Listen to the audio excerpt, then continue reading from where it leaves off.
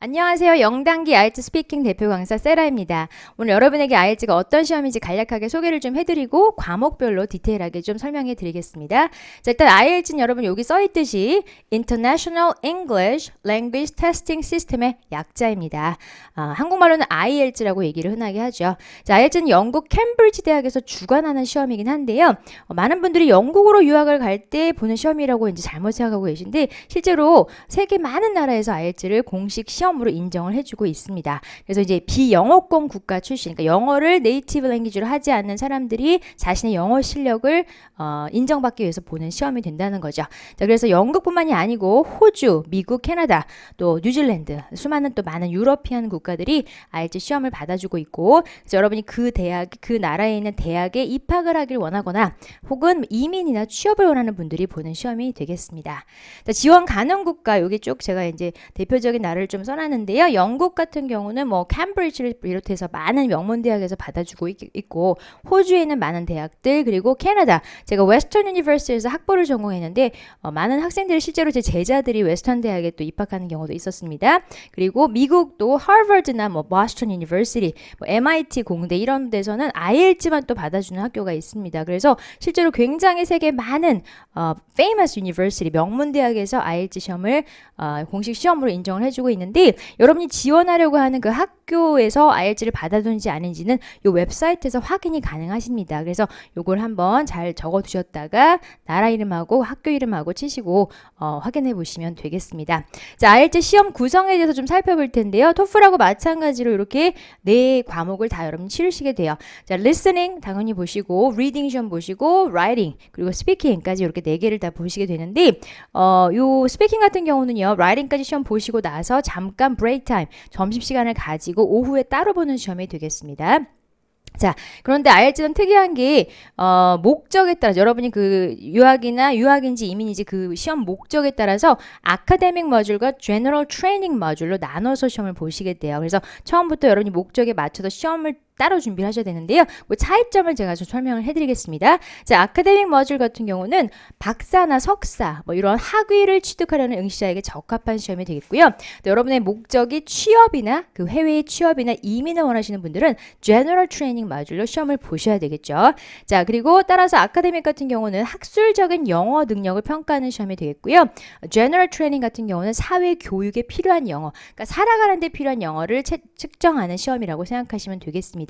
자, 그런데 그 차이점은요, listening하고 speaking은 같은 시험, 동일한 시험을 보시게 되는데 reading하고 writing에서 차이가 납니다. 자, reading 같은 경우는 지문이 3개, passage가 3개가 나오는데요. 아카데믹 시험을 보시게 되면 그 지문의 길이가 다 같아요. 자, 그런데 general training을 시험을 보시게 되면 짧은 지문에서 시작을 해서 길어진다는 거, 지문의 길이가 달라지고요. 그리고 단어 자체가 좀 틀립니다. 자, 아카데믹 경우에는 전문 단어가 좀 많이 들어가 있어서 좀 어려울 수가 있고, General Training의 경우는 지문 안에 있는 단어 자체가 그렇게 어렵지 않아서 쉽게 여러분이 이해할 수 있다는 거죠.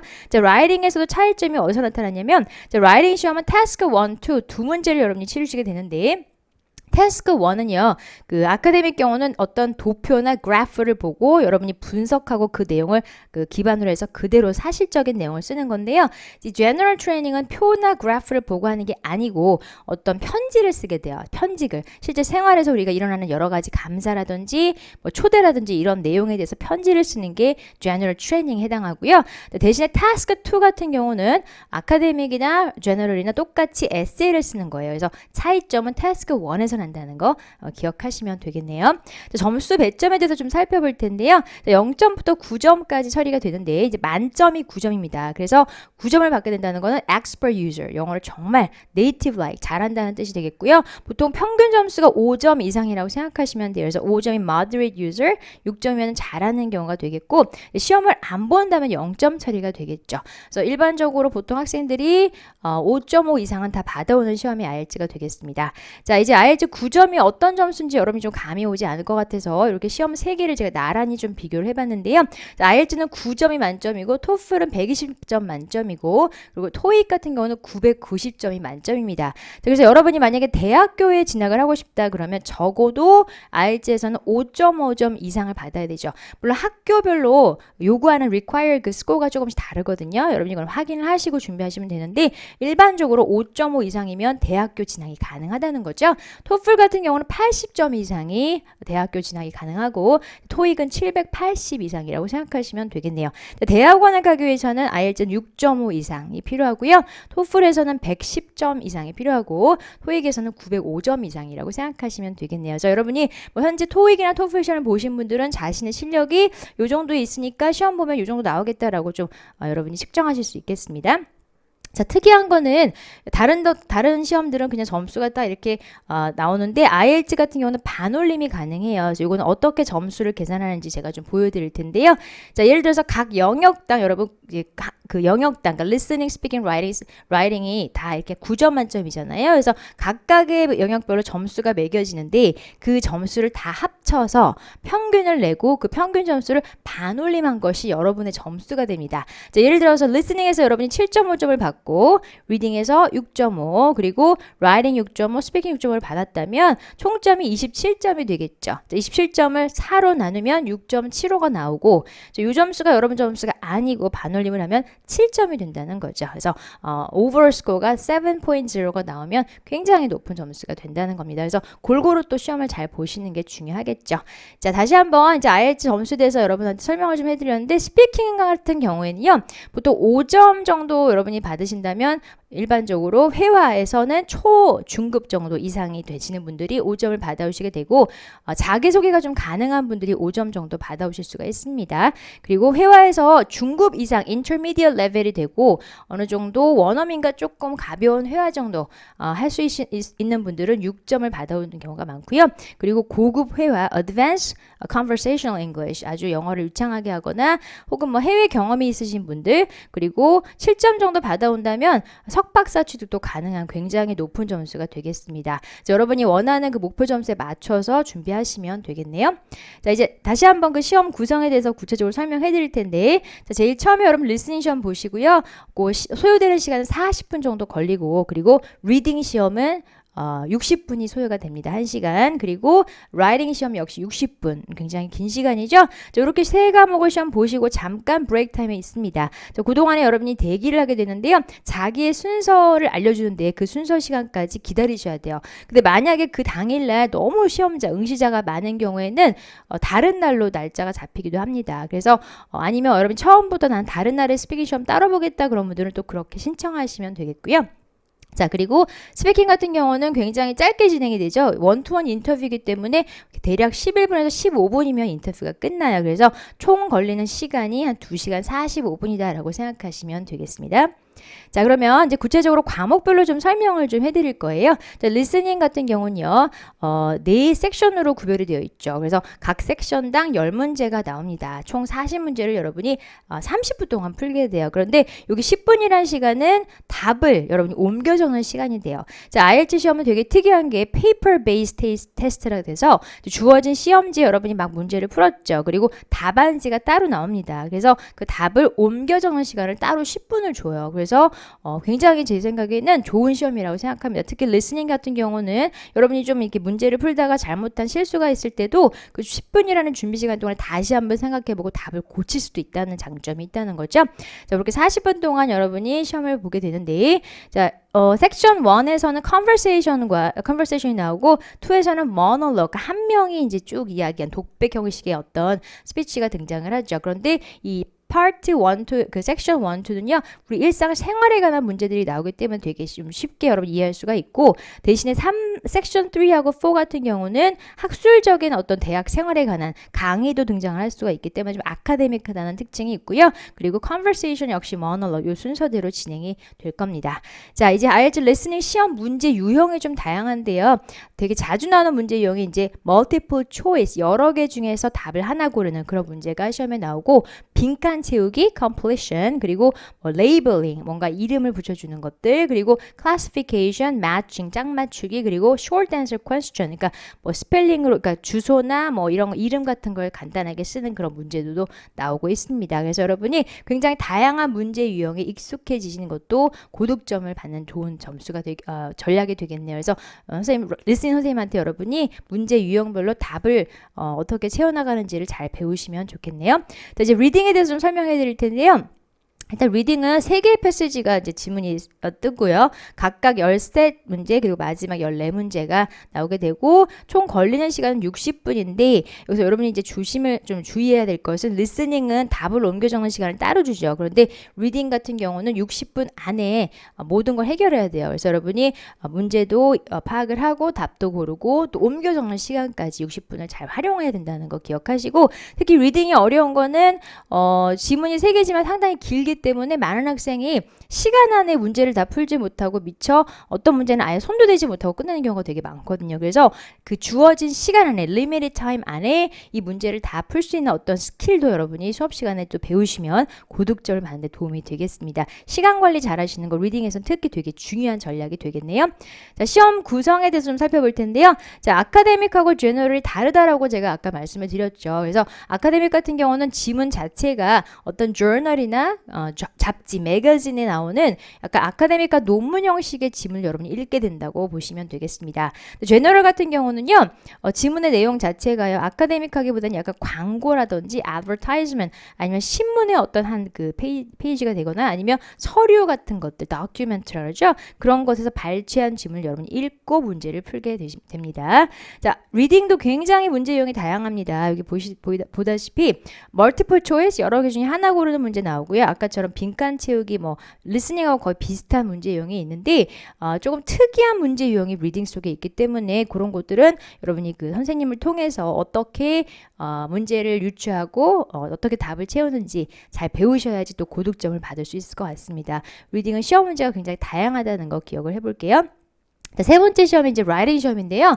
라이팅은 이제 태스크 1, 2 두 문제를 여러분이 풀게 돼요. 근데 태스크 1은 20분이 걸리고 글자 수는 150자, 태스크 2는 40분이 소요가 되고요. 250자가 됩니다. 근데 여기서 굉장히 중요한 거는 라이팅 같은 경우는 글자 수를 여러분이 꼭 채우셔야 돼요. 만약에 요구하는 글자 수에 못 미치는 어떤 에세이가 된다면 절대 고득점을 받을 수 없다고 합니다. 그래서 여러분이 평상시에 주어진 시간 안에 글자를 다 맞춰 쓸 수 있는 거, 물론 페이퍼에 쓰는 거거든요. 그래서 평상시에 글자 수 맞추는 거 꼭 연습해 주시고요. 태스크 1은 제너럴과 아카데믹이 다르다고 제가 아까 잠깐 멘션을 해드렸는데, 아카데믹 같은 경우는 어떤 통계 자료가 주어지거든요.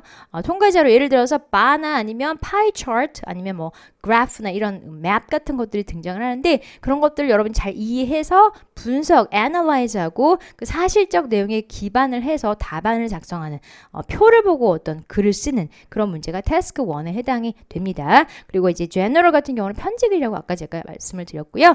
태스크 2는 공통적으로 에세이를 쓰게 돼요. 이제 에세이 같은 경우는요, 예를 들어서 어떤 논제가 주어질 텐데 그 논제에 대해서 여러분의 의견을 설득적인 근거, 그러니까 supporting detail을 가지고 여러분의 의견을 제시해 나가는 스피치가 되겠죠. 라이팅이 되겠죠. 그렇죠? 여기 보시면 에세이에 주어진 그 논제가 뭐 동의아니야 반대, 찬반인 어떤 문제가 나올 수도 있고, 문제와 해결책을 뭐 얘기해봐라든지 써보라든지, 아니면 장단점에 대해서 한번 네가 논술을 해봐라, 이런 것들이 주어지고, 여러분이 거기에 대해서 맞춰서 물어보는 질문에 task response 잘 라이팅 하시는 게 되게 중요하겠습니다. 그래서 테스트도 여러분이 또 수업 시간에 많이 연습을 하시게 될 거고요.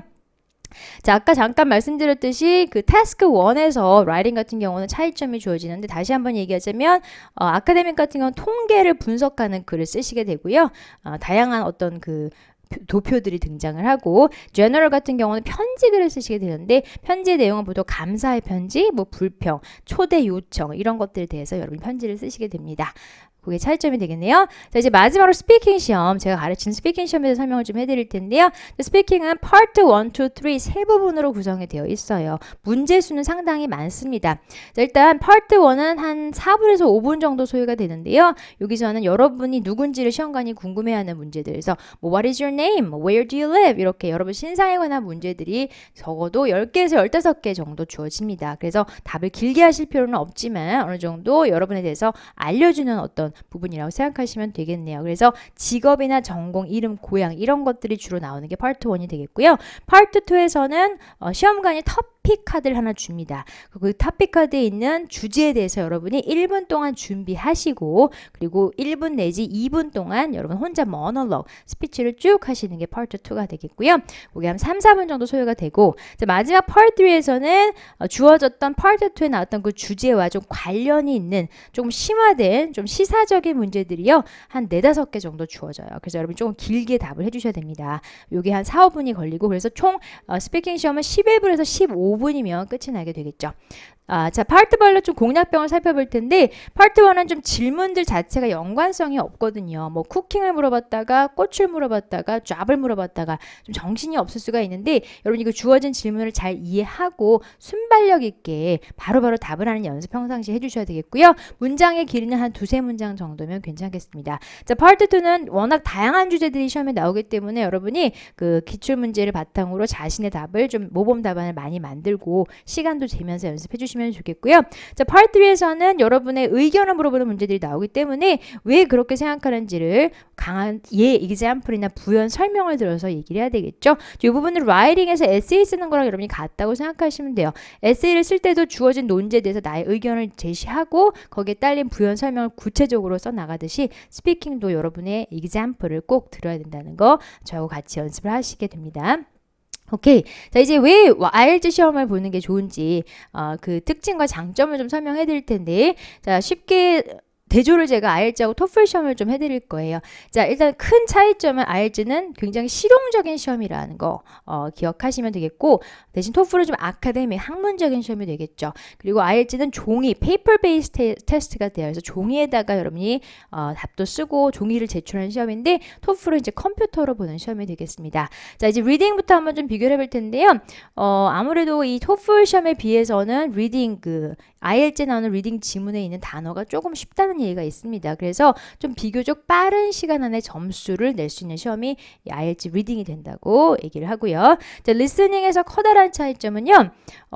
이 토플 같은 경우는 컴퓨터로 이제 여러분 시험을 보기 때문에 문제를 미리 볼 수가 없어요. 그래서 딱 주어진 문제만 듣고 풀어야 되고 그 다음 문제로 넘어가 버리면 돌아갈 수가 없잖아요. 자, 그런데 IELTS 같은 경우는 시험지에서 여러분이 문제를 보기 때문에 미리 렉처나 컨버세이션을 듣기 전에 문제를 미리 볼 수 있는 시간까지 주어지고요. 그리고 여러분이 잘못 그 답을 골랐어도 나중에 문제 그 답을 옮겨 적는 10분이라는 시간 동안에 답안을 수정하는 게 되게 가능합니다. 토플에서는 불가능하죠. 그렇죠? 그리고 시험 시간에서도 굉장히 차이가 나죠. 토플 1시간이라는 긴 시간 동안 리스닝을 하기 때문에 좀 학생들이 지치고 집중력이 떨어지고 나중에는 막 이렇게 잘못된 답을 오답을 고르기도 하는데 리스닝은 40분 아니죠 30분이죠. 30분 동안 시험 보시고 10분 동안 옮겨졌기 때문에 굉장히 짧은 시간 안에 컴팩트하게 시험을 볼 수 있어서 집중력 면에서도 도움이 되는 시험이라고 생각합니다. 자, 라이팅에서의 차이점은요.